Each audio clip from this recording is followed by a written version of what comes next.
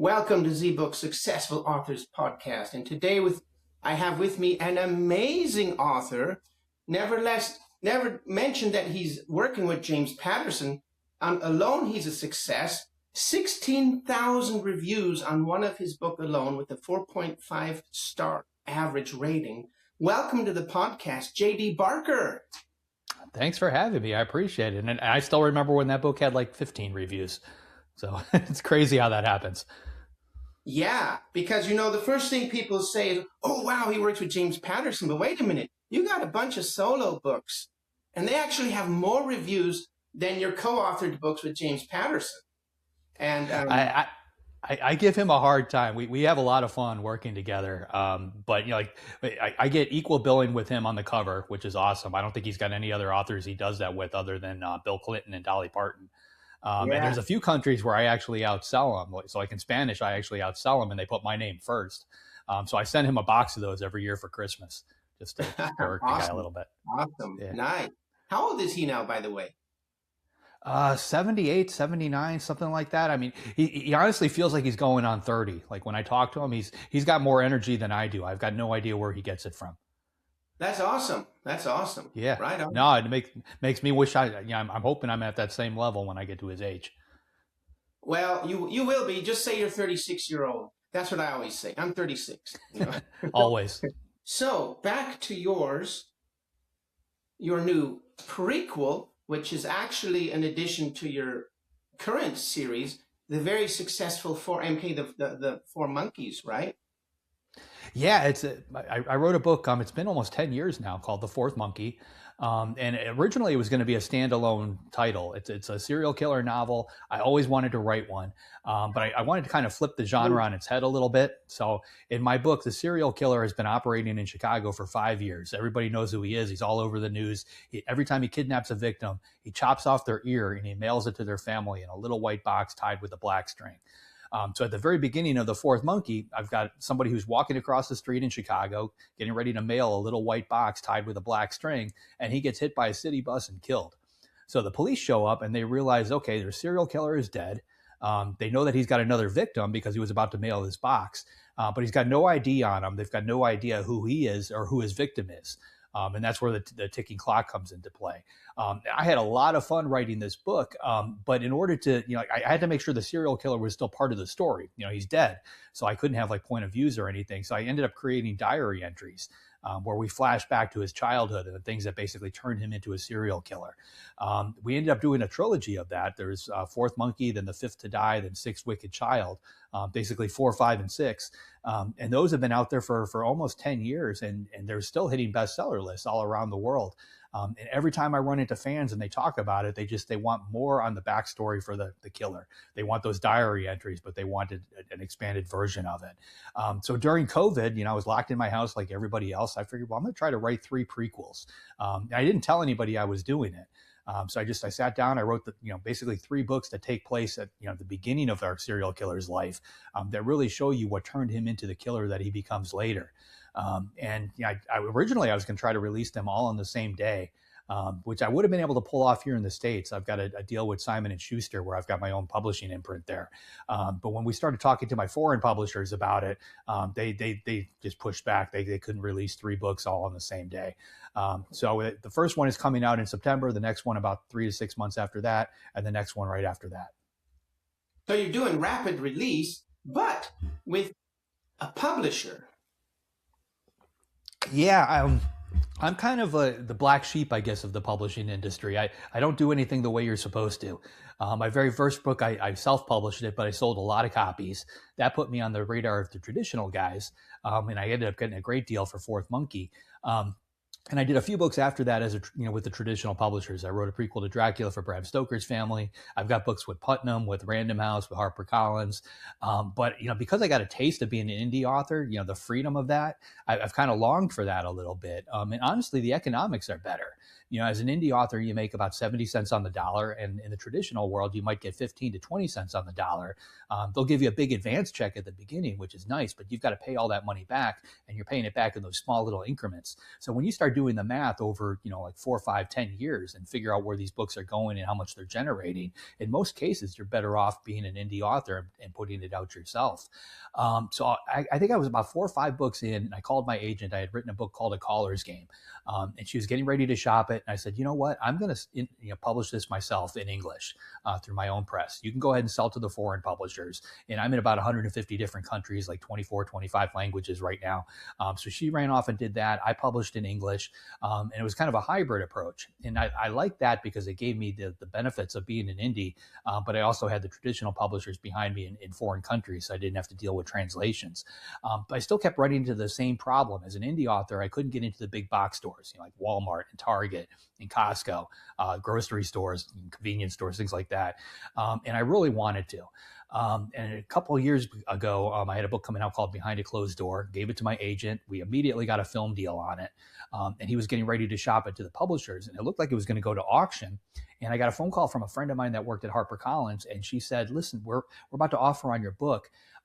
But the editor who wants it is about to get laid off. So you need to turn down that offer. I'm sorry, this was Random House. It wasn't HarperCollins. So about 3 weeks after that phone call, all these industry layoffs happened.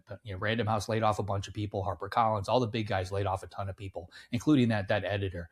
I used to work in finance. That's what I was doing before I actually started writing books. So I had recently heard that Simon & Schuster had gotten bought by a private equity firm. So I reached out to those folks and started some back channel conversations, and ultimately they let me create my own imprint at Simon & Schuster, which is what I'm doing today. So I can basically publish what I want when I want, just like an indie could. But I have the Simon & Schuster as my backbone. They handle my print sales and distribution. So I get into those places that I couldn't get into before. So I basically take on the financial risk because I'm my own publisher, but because I'm working with somebody like Simon & Schuster, it all balances out. And I really like that a lot. To me, I think it's the best model out there. That is pretty awesome. That takes a lot of business acumen. So you went to the buyers of Simon and Schuster and started wheeling and dealing. Where did you get that idea, or how did you get so good at business? Well, I worked in business. I worked in finance for almost 3 decades before I started publishing books. I worked for an investment banking firm in Florida. So I saw companies go from literally an idea to to an IPO and the public exchanges. I saw how those companies were built. Worked with a ton of business people, just on a day-to-day basis. So it's instinctual to me at this point. What I really liked about this particular deal is I knew with a private equity firm buying Simon & Schuster, Simon & Schuster wasn't going to act like a traditional publisher anymore. They wouldn't be allowed to, because private equity is looking to make money. They're looking at this as an asset. They're not looking at it as a publisher. They're looking at as a vehicle that needs to be expanded, and that changes the dynamic completely. Which means that they're a little bit more open-minded to different ideas. If I would have approached Random House or one of those guys with the same idea, they would have probably said no. But it's funny because now in today's world, I think I'm about 2 years into the deal with Simon & Schuster. I'm seeing the other publishers starting to put these types of deals together with other large selling indie authors. So they're coming around. They're just coming around a little slower. And I honestly think it's the future. I think this is where we're going to see publishing go. That's still most people wouldn't think about that, though. Okay, they're being bought out or bought up by some other company. I'm going to go direct to them. So, okay, what do you just touched on it. What do you think is the future then? I think you called it hybrid publishing, or is that what you're talking about? Well, I think the big publishers are going to start working with the indie publishers a little bit closer. If you take an indie author that's selling a ton of books, and let's say Random House walks up to them and says, "Okay, we'll give you $1 million for your next title," that indie author is going to say no, because they know they can make that $1 million all on their own without the headache of having to deal with somebody else.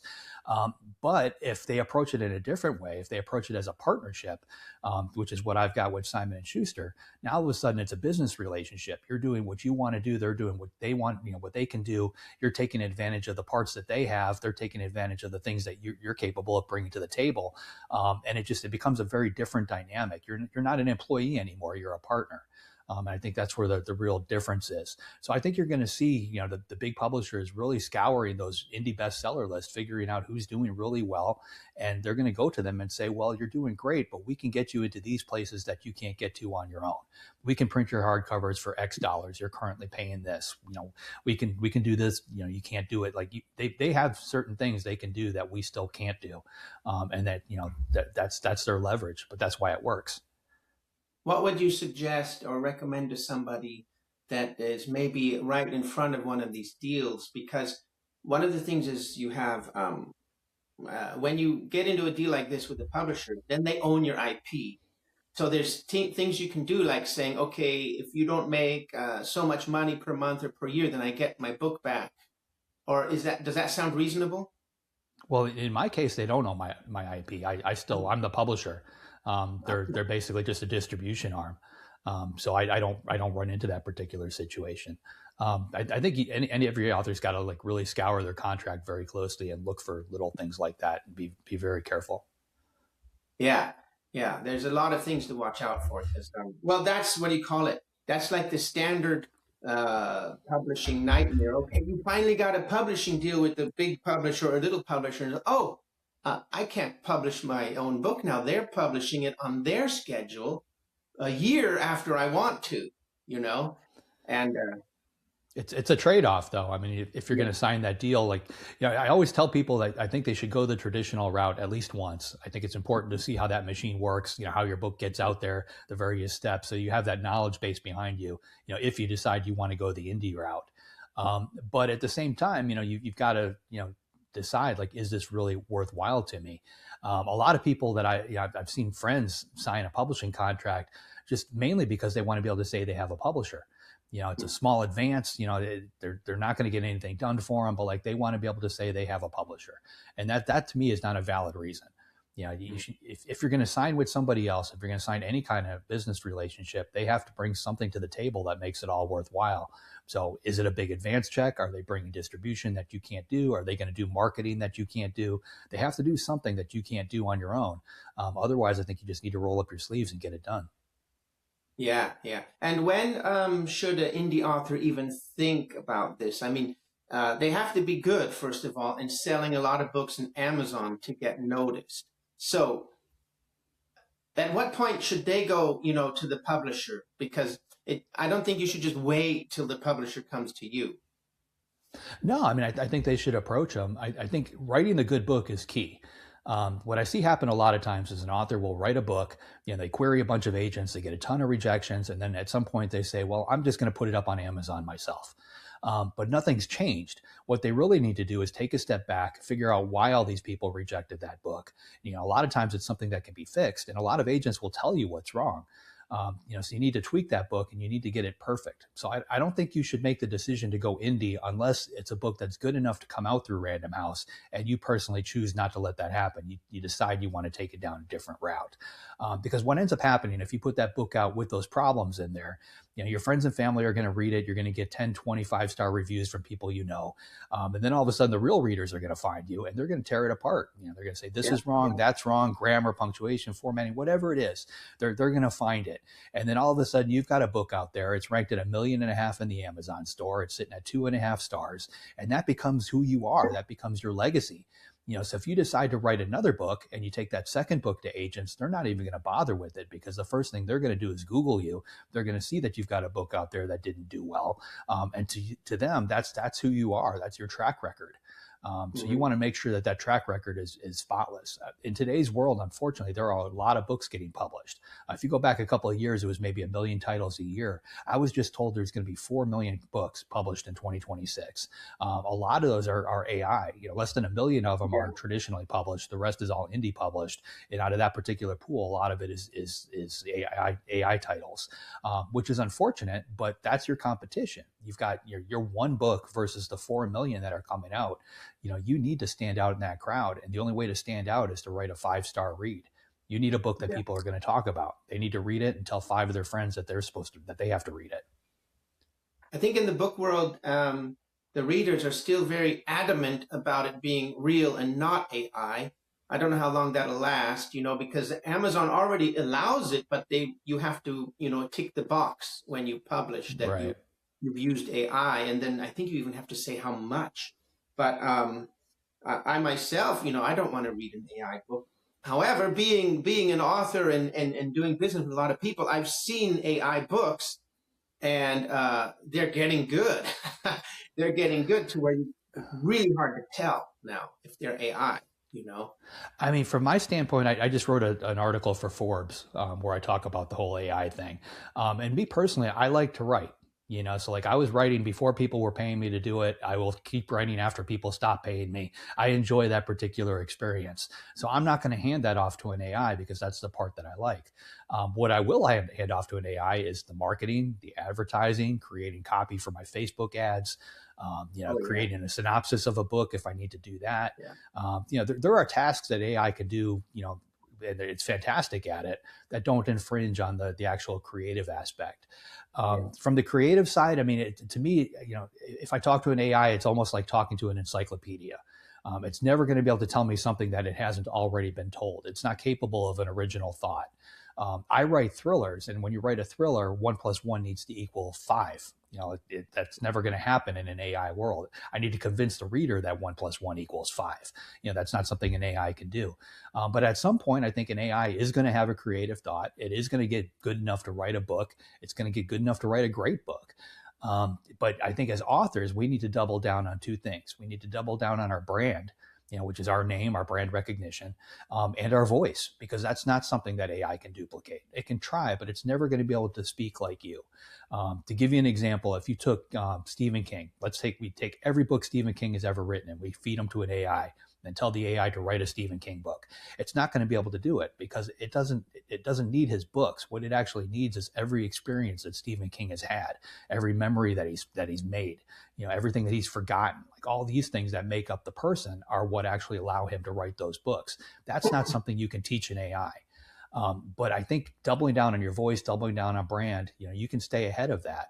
And to be honest with you, like when I get an email and it's written by ChatGPT, I recognize that voice. I think we all do at this point. You get that message, that it was written by AI. AI has its own voice. So that's what you're going to really be competing with. It's almost going to be like, your version or your voice is competing against an AI author voice, but it's basically just another author out there in the mix. But I'm not worried about it. It doesn't threaten my world at all. Yeah, I personally don't want to pay for an AI generated book, so I'm on the author side. Yeah, I wouldn't either. Yeah, yeah. But then the thing is, okay, how can you tell, right? So I've fallen into so many YouTube videos. They're faking them so good now, and I've fallen into that trap too, where I believed it and it was AI, So it's getting tough, huh? Yeah, and that's only going to get better. It's going to get more and more difficult. Yeah, yeah. I skipped around quite a bit, so let's get back to your book, and then we can get back to the business side because they're both fascinating. So, yeah, tell us about the new prequel to the sequel to the series. Yeah, it's a little confusing, and I kind of did this to myself. Like The Fourth Monkey, when I wrote that, it was originally called Diary of a Madman. That was the working title, and I knew I couldn't go with that because it's not the Ozzy Osbourne thing. Exactly. But I kept brainstorming like what can I come like I need another title. The killer uses the whole see no evil, hear no evil, speak no evil. That's part of the storyline. And one day I was researching that, and I realized that there's actually a fourth monkey. So a lot of times, like if you buy, like if you go to a store and you see like the 3 monkeys there, like 99% of the time there's only 3. But occasionally you'll find a fourth, and the fourth one is do no evil.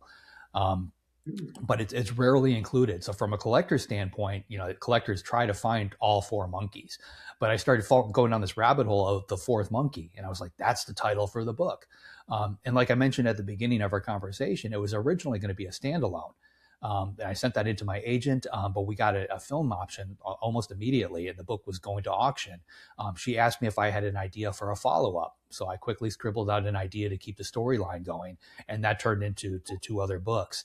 The second book was actually going to be called, I can't remember the name. It wasn't The Fifth to Die. But I gave like 10 different titles to my editor, and he's like, what if we just go with the numbering thing? You've already got the fourth. And, I tried to explain to him, well, we're missing 1, 2, and 3. He's like, it's not going to matter. We'll just do 4, 5, 6, 7, 8. We'll just keep going that way. So that's kind of what we did. We did the fourth monkey, The Fifth to Die, The Sixth Wicked Child.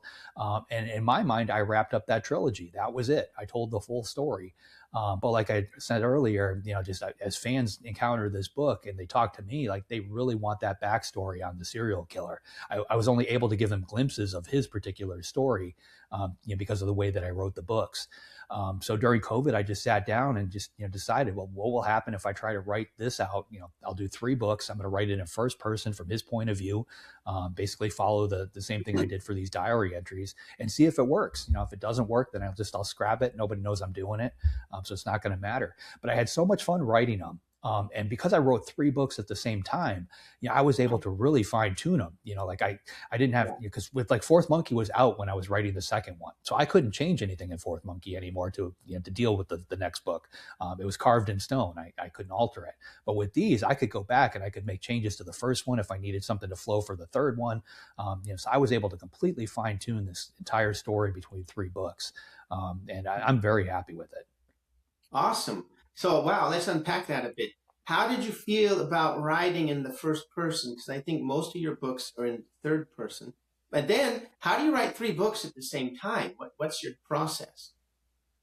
Well, I've been writing for a long time. I was working as a book doctor and a ghostwriter for 2 decades before I started publishing my own titles. So I can write in first person, third person, past tense, present tense. None of those things really matter. For this, first person is always the most personal way to tell a story. And that's how I wanted these books to feel. I wanted the reader to feel like they are sitting down with the serial killer. They are in his head. They are living these moments with them. And the only way to really do that properly is in first person. As far as writing 3 books at the same time, I'm a weird guy. Like I'm constantly juggling different projects. I've got 2 books I'm working on with James Patterson right now. I've got a solo title I'm writing, and I've got a bunch of co-authored titles that I'm working on with other people. So I am juggling a lot of different things, and honestly, that's how I enjoy it. I would get bored with just one.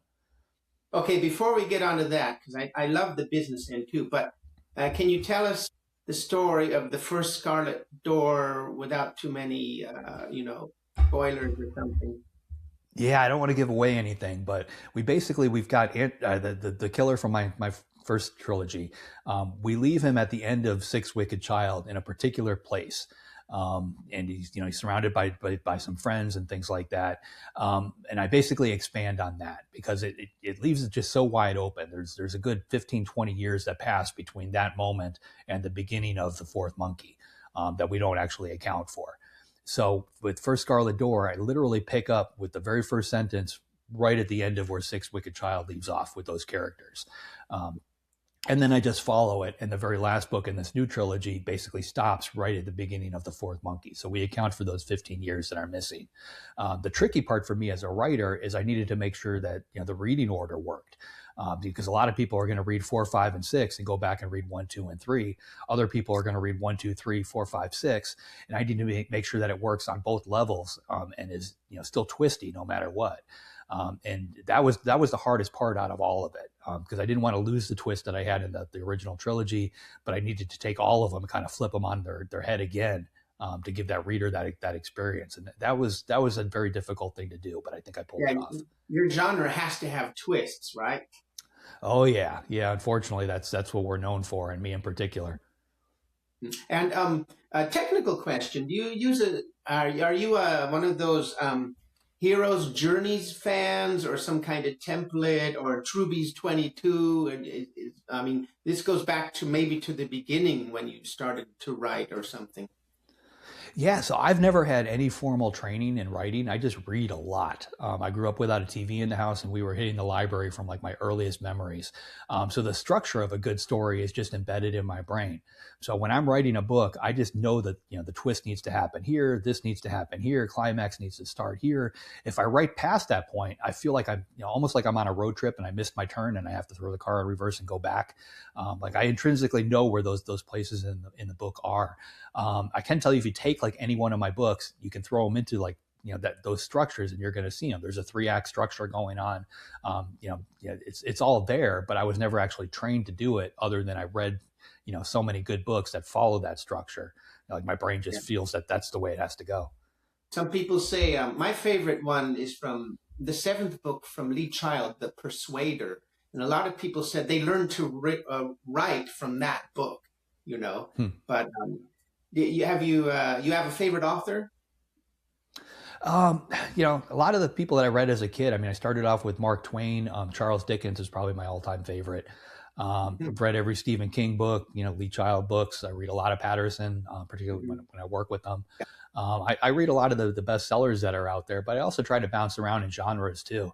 I read a lot of romance. I'll read Westerns. If it's a good story, I really don't care. Romance and well, the thing is, I write thrillers, but you can always include a romance. I write a horror novel, but I can include a romance, and you have to understand how that looks on paper. It's one of those genres I think that kind of works in every other genre. As a writer, if you're just reading what you write, I think you're doing yourself a disservice. I think you need to branch out a little bit.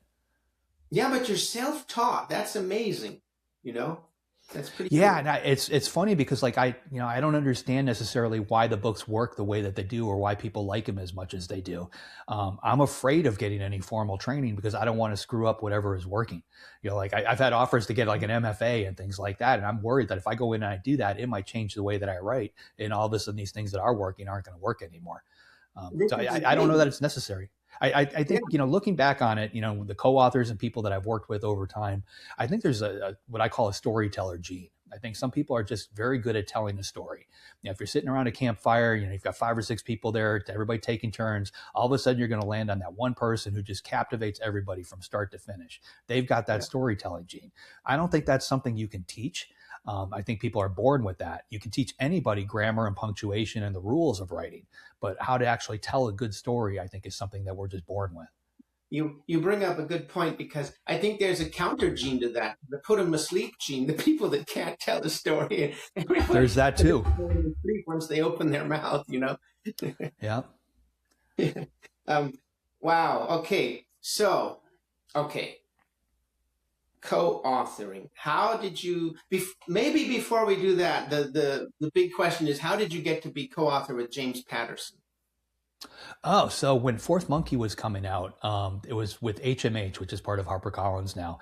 They do this thing with every book. They send out advanced copies to all the big name authors, just hoping to get a quote to put on the cover. So they scattershot the Fourth Monkey to everybody that they could get a hold of, and Patterson happened to be on that list. I was working one day at my office in Pittsburgh, and I got a phone call from Palm Beach, and I picked it up, and he said, "Hey, it's Jim Patterson. You got a second?" And I was like, yeah.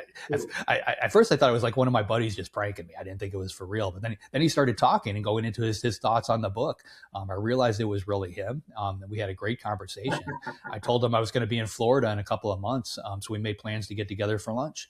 And when we sat down for lunch, we talked about co-authoring, and I went into my history as a book doctor and ghostwriter. At that point, I had written more books with other people than I had actually written solo titles. So that's my comfort zone, working with others. And he's kind of in the same boat. So we just decided at that point to try and write something together, and it was going to be one book. But I think we've written 6 or 7 at this point. We're having so much fun. We just keep going. Awesome. Yeah. So that may be the, one reason to have a publisher, because they network with other people and maybe get a movie deal too. Well, I've got a film and TV agent that does that. Yeah, I mean, that's stuff you have to look at, though. I mean, because if you're an indie author, what are you giving up on the flip side? What is not getting done for you because of that? Those types of efforts, absolutely.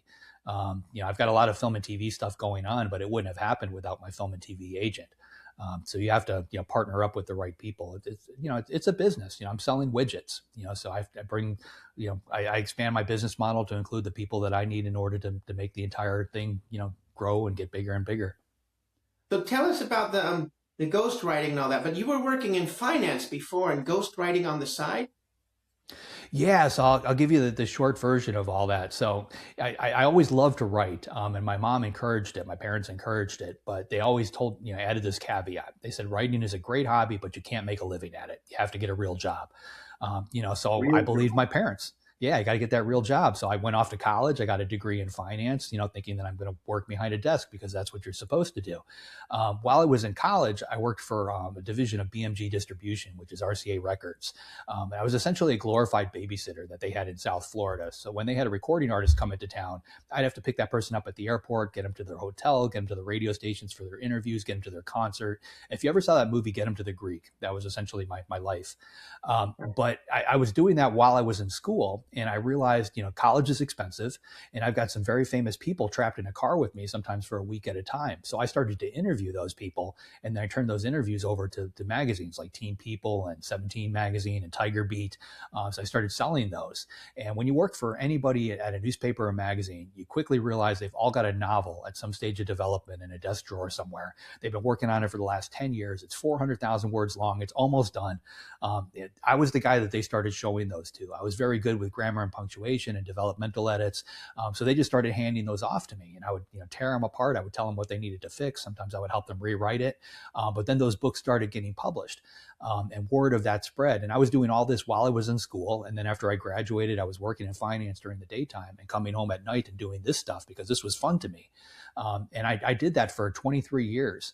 Over those 23 years, I had 6 different books that hit the New York Times list that all came out with other people's names on the cover that I had essentially written, which gets old after a while. So number 6 hit up, and my wife pulled me aside, and we came up with a plan to try and get out of the day job and become a full-time author. That's an excellent point. Tell us about that. Breaking away from your cushy, safe job and going indie first, right? Or were you published first? So tell us about that. No, I was indie first. Yeah, so that was tough because, 20 some years working in finance, I had a very good salary. We had a big house, we had cars, we had a boat, we had a very expensive lifestyle, which we enjoyed, but we also had to pay for. And that lifestyle was expensive. So I couldn't just walk away from the day job. We couldn't afford to do that. So my wife came up with this crazy plan. We sold everything that we owned. We bought a tiny little duplex in Pittsburgh for cash. We rented out one side of the duplex to tenants, and we moved into the other side. Basically got to the point where we were, living, off our savings account, living off that money coming in from that, but we had no more expenses anymore. And then we sat down at the kitchen table, looked at the bank statement and what we had left. And she said, okay, you've got about 18 months to make it as a writer before you're going to have to get another job. Go. And that's when I wrote my first title. Which was The Monkey? Forsaken. And so, okay, wouldn't have been possible if your wife wasn't in the boat with you. No, I mean, honestly, I would probably still be sitting behind a desk doing a job that I absolutely hate. I was 43 when we did this. So it's never too late to do it. I just, we were talking and she brought up a very good point. I pictured myself being 80 years old, sitting in a rocking chair on a porch somewhere, going, what if, if I, what would life be like if I don't do this? So I think it's worth trying. I think everybody should chase their dream because you don't want it to skip by, lose the opportunity. With you. See, that's the thing. There was a leap of faith, and you were literally living off your savings. So this is the thing that I really love, because you went from a cush safe job to higher risk. That takes a lot of cojones. So you were really good about this, though, or not? It was a very scary time. I mean, even after I wrote the book, I got lucky. I sold a lot of copies of that one as an indie published author. So, I got more money in the bank. I figured I can make a living at this. I can make this happen. But with the second book, we decided, to go the traditional route for the reasons I mentioned earlier. I just wanted to get into the stores. I knew that to expand my business, I had to do the traditional thing at some point. So I got an agent, and we went that route with the Fourth Monkey. Okay, remind me, what was the one, right? Your first indie book, what was it? It was called Forsaken. Forsaken. And then you started the Four Monkey series with Correct. The publisher. Yeah, I mean, one of the things that I did early on, I had a lot of friends in publishing, and I didn't want to get stuck writing the same book but different over and over again.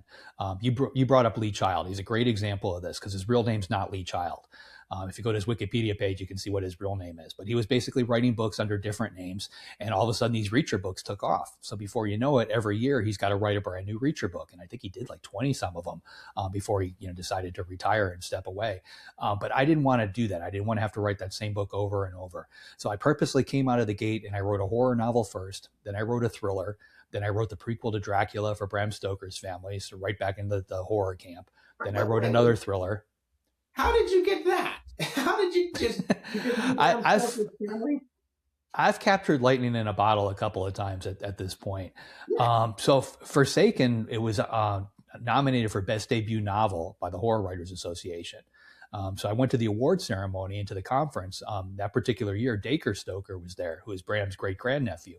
And we ended up sitting next to each other at a signing event. And we talked for about an hour. He picked my brain about my past working as a book doctor and a ghostwriter and all these projects that I had worked on. And I picked his brain about Bram Stoker because when am I going to get the opportunity to do that again? But we kind of parted ways, and I thought that was it. But then the next day he pulled me aside. He said, listen, I'm going to be honest with you. When we sat down, I knew who you were. My family has been trying to find somebody to write a prequel to Dracula for a while now using Bram's original notes. And I think based on your history and what you've done in the past, I think you might be the guy for that project. Is it something you'd be interested in? And of course I said yes. You always say yes when people ask you that kind of question. And that was a really fun project to work on. That's awesome. That's awesome. So, right. So then you started your solo books, but at the same time, you're still co-authoring and ghostwriting, right? Yeah, because, I spent 2 decades or so doing that, basically collaborating and working with other people. It felt very weird for me to sit down in a room and write a book all by myself, because I was so used to having that other voice as part of the process. And so even after I started writing solo titles and selling well, I kind of missed having that other voice in the room. I think working with Patterson, it really helped quite a bit because it helped alleviate that. But I like working with other people. I'm bringing in co-authors of my own now, mainly because it adds something to the story that I can't do on my own. To give you an example, I've got a book called Heavy Are the Stones that I wrote with Christine Daigle, who in real life is a neuropsychologist. So she was able to bring that skill set to the writing room. And I can fake my way through it being a neuropsychologist on paper, just like everybody else. I can watch some Netflix specials, do some Google research. I can fake it, but nothing compares to having that authentic voice in the room with you. And when you have a co-author, you bounce ideas off each other. So you basically create a book that neither of you could have created on your own, which makes it fun too. So I like doing both.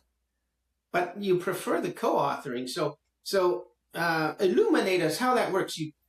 How long you guys sit down for a long time, but then who does the actual writing? What's the process? It's different on every project. Some of them I do the bulk of the writing. Some of them the co-author does the bulk. Some of them we go back and forth. For the most part, when I seek out a co-author, I used to mentor a lot of writers and kind of help them get to the next level, which was not that different from the book doctor stuff. I was teaching them what they did wrong in their book and what they needed to fix. So when I look for co-authors, I basically look for a couple of things. I look for somebody who can finish a book, so somebody who's got 4, 5, 10 books out there as an indie, but they've hit some kind of plateau and they don't understand why. And then if I read one of their books, a lot of times I spot why. I see what they're doing wrong. When I run into that, if it's something that I can teach them, if I can get them to go from this level to this level, then I bring them in as a co-author and I walk them through the entire process. I help them weed that out of their storytelling and get their writing to the next level. And it works out very well. I mean, for both of us, I end up with another book in my pipeline. For them, they end up with a book that's published, in today's world by Simon & Schuster domestically. It's in 150 different countries around the world. So when they go to, get an agent or publish their next book, all of a sudden they've got this track record behind them that they wouldn't have had before, which is a huge leg up. And it's difficult to get ahead in this industry. So anything like that helps. So it's a win-win for both of us. That's awesome. It's just, writing with another person. Well, what do you do when you don't agree? I'm in charge. Unless it's Patterson. If it's Patterson, then he's in charge. Yeah. Okay. Do you still do ghostwriting or are you more like co-authoring and your solo books now only? I did one, I guess about 3 years ago for a female politician. I wrote her memoir. So, if the dollars are right and it's an interesting project, I'll still throw one of those in there. Yeah. Awesome. But was I right? You prefer co-authoring a book together?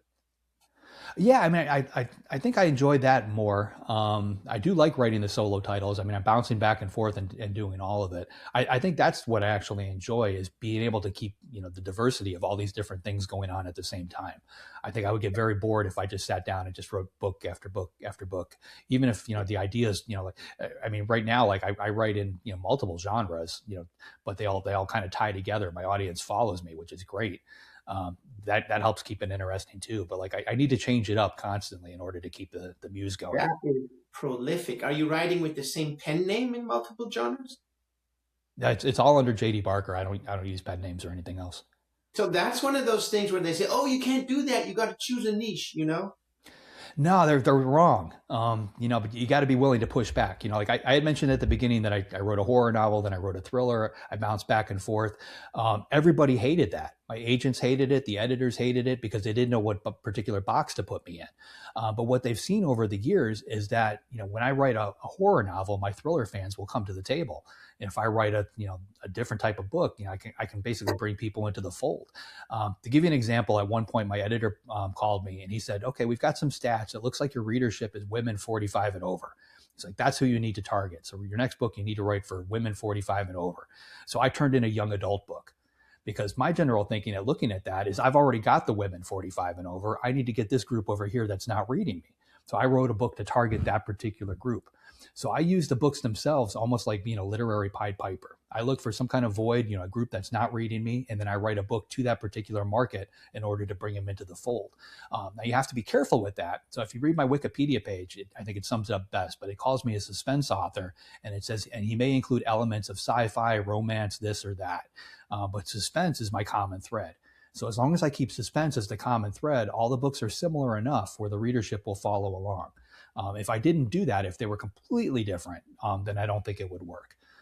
But to me, it's all about building a brand. I mean, I studied this long before I started writing. I walked into Barnes and Noble, looked at the shelves, looked at who was there, and looked at how they were represented there. Then you see names like Stephen King. And you've got Stephen King written this big on the cover of the book. Title is over here. It's about this big, and it's because Stephen King is the brand. They know at this point people are going to walk in, they're going to buy that book because he wrote it. Doesn't matter what the book is about. And that's what you want to do as an author. You want to push towards becoming that brand, that household name. And it's completely counterintuitive to what the actual publishers want you to do because they're just worried about selling that one title. They don't really care what you're going to be doing 10 years down the road. So, but it's your business. You have to put yourself first. That's why you have to write a marketing book now because it's counterintuitive, but you're right. And all of the traditional wisdom is wrong in this case. And that's awesome. It is. Yeah, I got contracted to write a book on craft about 6 years ago, and this industry changes so much. I've never been able to get that book done. It's like every time I come up with something, like something else changes. I recently just started writing for Forbes, just on the side, and I'm trying to include a lot of this kind of stuff in the stories that I write for them. Okay, but you kind of encapsulated it in building an author brand that shines in a crowded market. So, and then you can do niche hopping. Yeah, I mean, the bigger the brand gets, I mean, I'm lucky enough to work with somebody like James Patterson, so I can talk to him about business. And if you look at Patterson, like he literally writes in every possible genre out there. I wouldn't be surprised if he's got coloring books. He will put his name on anything, but that's about brand recognition. If you walk into a Walmart and you go down that, the one aisle that they still have with books, you're going to see a good third of those books have James Patterson's name on it. And some of them are going to be thrillers. Some of them are written with his wife and they're over here. Some of them are true crime and they're over here. But you see his name here, you see it here, you see it here. And that brand recognition is what causes us as consumers to buy something. You have to get in front of a buyer, 5, 6, 7 times, a lot of times before they'll actually pull the trigger on the purchase. And if you're just, if you follow the original author model, what they want you to do, put out one book a year with your name on it, and you let the publishers do that, how are you going to stand out? Like you're going to get lost in that sea of people. I mean, they're not even going to print your name big. I can guarantee when you get that publishing deal, your name is going to be tiny and the title is going to be huge because that's just how they do it unless you push back. I think we're going to have to do another podcast or you're going to have to write a book about this because the book marketing niche is huge and you need to write that book, man. One of these days. I need 26 hours in the day. Yep. Yeah, 26. Okay, I do want to get into I think we have some time left. in a little bit of the nitty gritty, let's talk about that book with the 16,000 reviews. Do you do the traditional, well, now traditional wisdom is you must have an email list and you get the reviews, beta readers, etc., etc. Did you do that? And, or how did you get those reviews? Yeah, I mean, a lot of times when I do an interview like this, I always preface it by saying 11 years ago, I had nothing. I wasn't a published author. I had 0 people on the mailing list. I started in the same place every other author does. But I paid very close attention to all those different things. Which book was that, the 16,000? I've got a few. Yeah, the So. first one, 4MK, the first one. Fourth Monkey. Okay. Yeah. So what I do now, putting out books through Simon and Schuster, when I've got the book ready to go, I first put it up on NetGalley, which allows readers to get in there, and reviewers, they get to see it and get in advance. NetGalley. Oh, okay. It's a review site for advanced copies, Okay. and so every one of my books goes up there first. After you do that process, that basically will get you 200, 500, 1,000 reviews or something straight out of the gate. And they give you a list of everybody that reviewed your book. So when I get that list, from everybody that requested a particular title, those names go into my mailing list. I've got a specific mailing list for book reviewers. So when my next book is coming out, not only am I sending a message out to the people that reviewed all my other books, but that's on top of everything else. So that expands that particular market. My website collects email addresses. The backs of a lot of my books have, contact information to get on the mailing list. I'm doing the same things that everybody else is doing. I'm trying to modify them and do them to the best of my abilities. Yeah. How do you spell it? NetGalley? NetGalley, NETGALLEY.com. Okay, I understood you the first time. But then you said you studied this right before you went into the Barnes and Nobles. How did you study it? I mean, I looked at it as a business, if I were to, let's say you handed me a banana and said, starting tomorrow, you're not an author, you have to sell bananas. I'm going to learn everything there is about bananas and how they're marketed and how they get to the consumer, where they start, where they end. I will learn everything about it before I actually, start my particular business. Being an author was no different. I studied what was working, what wasn't working. I looked at the people who were selling a ton of books. I looked at the people who were selling no books. A lot of times the quality of the book has nothing to do with it. It's the machine that's behind them. I looked at all of those different things and folded as much of it into my market as possible, into my brand. You can kind of see the cover behind me for the first Scarlet Door. So there's a couple things going on there. My name at the top is written in a particular font. That's actually trademarked. So when a publisher wants to use that, they have to actually pay me in order to use it. They can't just put my name on the book cover anymore. They have to pay me to use that particular look. So I create the image of the book cover. I license that back to my publishers. So instead of them coming up with a cover, I actually create the cover and then they pay me to use it. I do that on a worldwide basis. And it may not seem like it's a lot, but when you've got one publisher paying you 500, another one giving you 1,000, another one giving you 800, all those little things all add up just to use an image for a book cover that you created. This is advanced book marketing, you see? So you trademarked that and the publishers pay you to use your name like that. Yep. Because my name written in this particular font, we've already proven on paper that it sells more books. So they can license it and use my name in this font and sell more books, or they can print my name in a different font and avoid that, but they're not going to sell as many books. And that's we've got the data to back that up. That is awesome. I suppose a new author with a new publishing deal couldn't do that. I think they could. I don't know. I mean, I think a lot of authors are afraid to push back. An agent puts a contract in front of them, they just sign it. Editor puts a contract in front of them, they just sign it. They don't question anything. And I think you need to. I think you need to look at every line. You need to figure out, is this good for me? Is this bad for me? And go from there. But you have to, it's a tricky thing because I think authors were introverts. We don't want to talk with other people. We don't want to discuss any of this stuff, but you have to. So at some point you've got to take your author hat off and kind of flip it around to your marketing business personality. And you have to be able to do that side of it too. I'm lucky enough where I spent, literally a career working in business before I started being an author.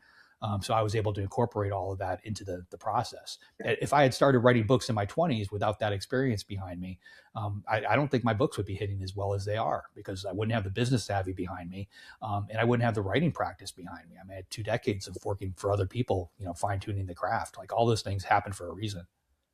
That is exemplary with the hats. You got to be businessman, etc.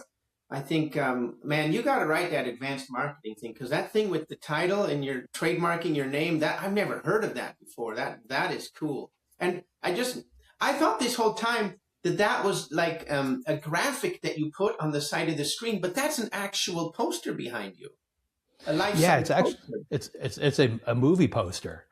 Oh, how You know, cool! because I do a ton of television stuff. So like right now, I think your screen is only showing about half of what's visually Yeah, available.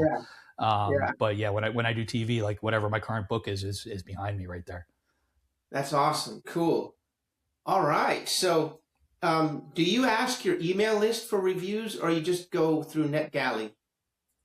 Yeah, I don't ask anybody for reviews. So I use NetGalley. I mean, at this point, like I've got enough of a fan base where the reviews are just there. Mm. But like I mentioned before, it didn't start out that way. I mean, that first book came out, the sales were okay, but nothing fantastic. You build on it.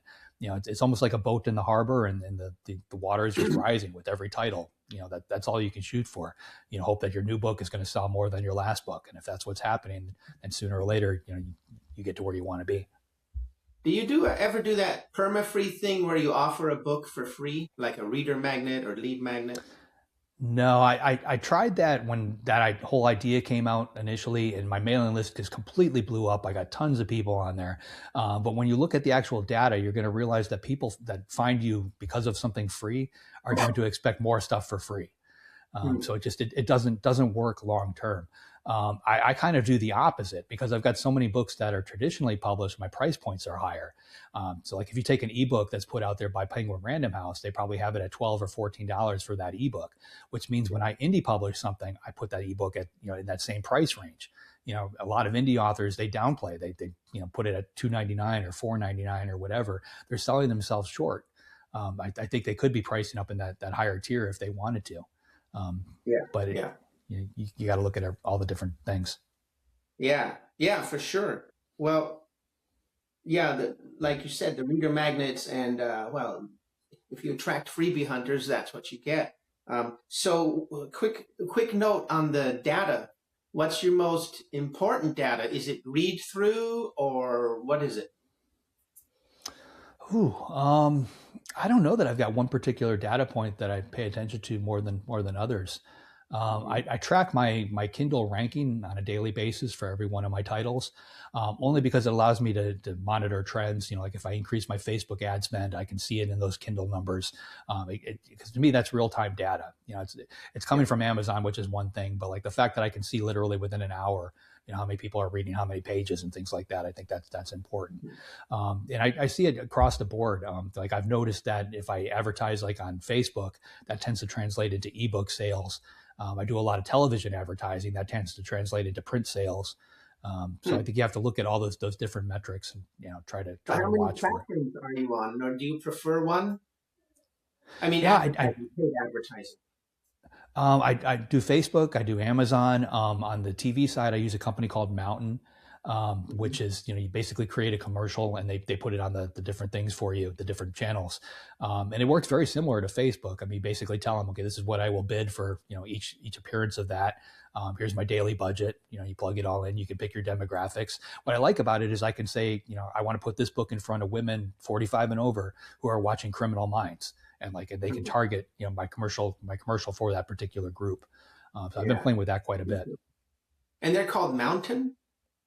There's a ton of companies that will allow you to do television advertising.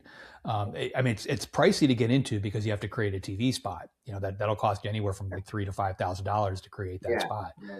But to me, it's worthwhile. It does bring in readers, and allows me to reach for get readers in a place where nobody else is really advertising. Yeah, I heard that going on TV shows doesn't work that well, but you're talking about TV advertisement.